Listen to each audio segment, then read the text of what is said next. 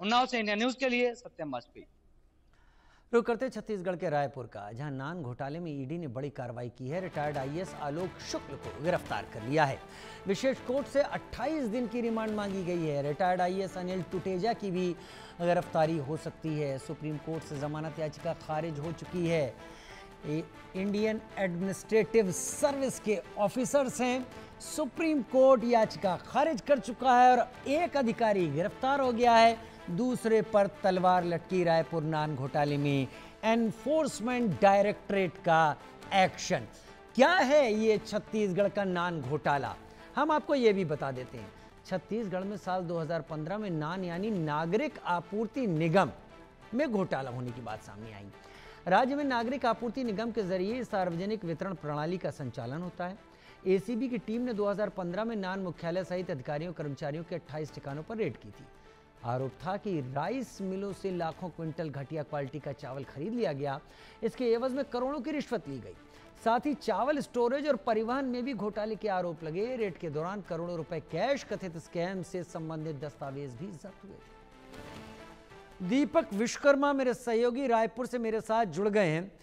Deepak, Indian administrative service IAS grade A की परीक्षा brilliancy ऐसी जिसके बराबर अमूमन आम नागरिक नहीं पहुंच पाता।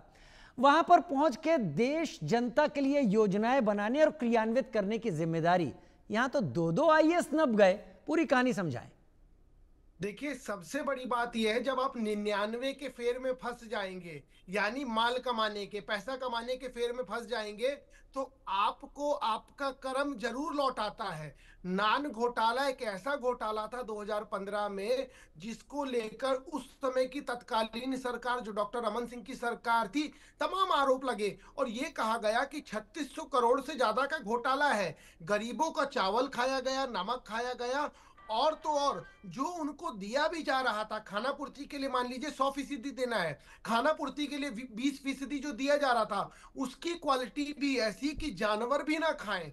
इस पूरे मामले की जब परतें खुलती चली गई तो नौबत ये आई कि उस समय के जो सर्वाई अधिकारी जो बैठे हुए, अभी आपको गरीब की तरह दिख रहे होंगे, लाइन वाली जो धारीदार टी शर्ट में बैठे तस्वीरों में, ये व्यक्ति उस समय सबसे बड़े पद पर था, सचिव हुआ करता था। इसके साथ एक और नाम था, वो नाम था अनिल टुटेजा का, और ये दोनों लोग उस समय भी पावरफुल थे। उसके बाद भूपेश बघेल की सरकार आती है, उसमें भी पावरफुल हो जाते हैं, उस समय भी मलाई खाते हैं। अब धीरे धीरे जब कलई खुलती चली गई, जब एक बार फिर नई सरकार आई, विष्णुदेव की सरकार आई, तो जांच शुरू हुई। जब जांच शुरू हुई तो ये पाया गया, गरीबों का नमक, उसका चावल, उसका दाल, नान नागरिक आपूर्ति निगम, इसके भीतर से चावल दिया जाता था, जो रमन सिंह सरकार की एक योजना थी, 2 रुपए किलो का पीडीएस का चावल, उसको ये लोग खुद डकार गए। और जो दे भी रहे थे वो इस तरह की क्वालिटी थी कि उसको जानवर भी ना खाए। उसके बाद जब धीरे धीरे जांच का समझ में आ रहा है दीपक, थोड़ा सा समय की